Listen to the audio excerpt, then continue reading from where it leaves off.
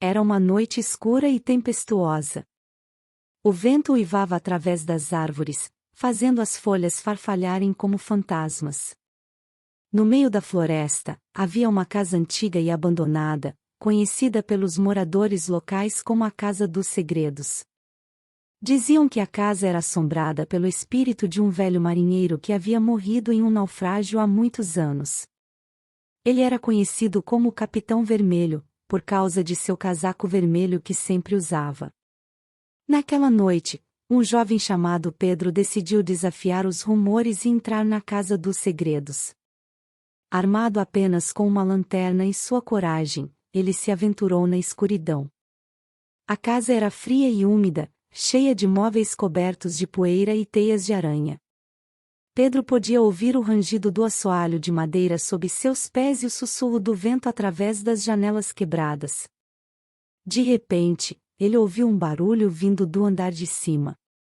Era um som arrastado, como se algo pesado estivesse sendo movido.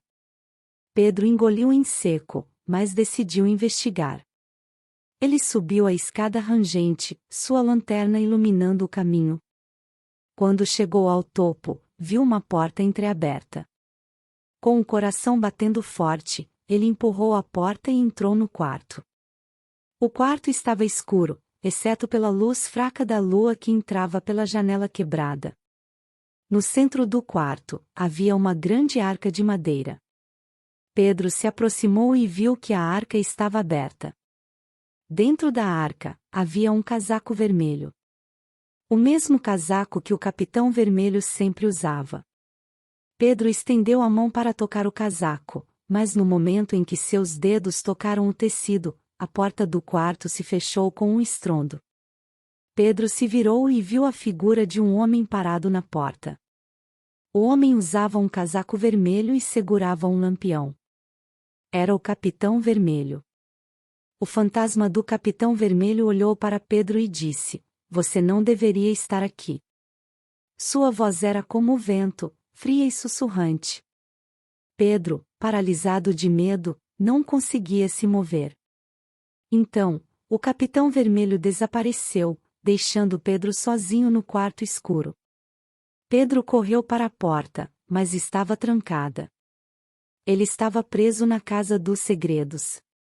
E assim, Pedro passou a noite na casa assombrada, ouvindo os sons da casa e o uivo do vento lá fora. Quando o sol nasceu, a porta do quarto se abriu sozinha e Pedro saiu correndo da casa, prometendo nunca mais voltar. Desde então, a Casa dos Segredos permaneceu abandonada.